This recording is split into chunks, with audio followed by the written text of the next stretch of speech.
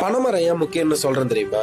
குருத்து சீவி கல் எடுப்போம், சுண்ணாம்பு தடவி பதனி எடுப்போம், பதனியை காய்ச்சி கருப்பட்டி எடுப்போம், கருப்பட்டியை நொறுக்கி நாட்டு சர்க்கரை எடுப்போம், காஞ்ச வாழையை வச்சு கூரை கட்டுவோம், வேலி கட்டுவோம், பச்சை வாழையை வச்சு விசிறி மட்டை செய்வோம், பச்சை மொளையை பதப்படுத்தி ஓலைச்சுவடி செய்வோம், பச்சை மட்டையை வச்சு கார்த்தி சுத்துவோம், காஞ்ச கூக்கான வச்சு கார்த்தி கட்டுவோம், காஞ்ச மட்டையை வச்சு விறகரிப்போம், கோடை காலம் வந்தா நொங்கு திம்போம், முத்தன நொங்க பனம்பழத்துக்கு விட்டுருவோம், விழுந்த பனம்பழத்தை சுட்டு சாப்பிடுவோம், மீந்த பனம்பழத்தை கிழங்குக்கு போடுவோம், தோண்டன கிழங்கு அவிச்சு சாப்பிடுவோம், அடுக்கண கிழங்குல கொட்டையை உடைச்சு சாப்பிடுவோம், நீந்த கிழங்கு அடுத்த தலைமுறைக்கு ஒரு பனங்கண்ண நட்டுட்டு போயிட்டே இருப்போம், விழுந்த மரத்தை தலவாளத்துல பொலந்து கட்டுவோம், எழுந்த மரத்தை விளக்கேத்தி கும்பிடுவோம், வளர்ந்த மரத்தை தாய் தெய்வமா வணங்குற கூட்டண்டாயினாங்க. படகு கூட பனைமரத்திலேயே செஞ்சவங்கடா நாங்க. சேர மன்னர் குடிச்சின்னமா பனைமரம் தான் இருந்திருக்கு. பனம் பூவை பல மன்னர்கள் தன்னுடைய கழுத்துல மாலையா போட்டு வந்திருக்காங்க. இதெல்லாம் தாண்டி கடும் வறட்சியை தாங்கி தானும் வாழ்ந்து தன் மக்களையும் வாழ வைக்கிற தமிழருடைய தலைமரம். அது மட்டும் இல்லாம பல கோயில்களுக்கு இன்னமும் பனைமரம் தான் தலைமரமா இருக்கு. இவ்வளவு தாண்டி பனையபுரம், பனஞ்சேரி, பனந்தோப்பு இது போல ஊர் பேரையும் பனையோட சேர்த்து வச்சிருக்காங்கன்னா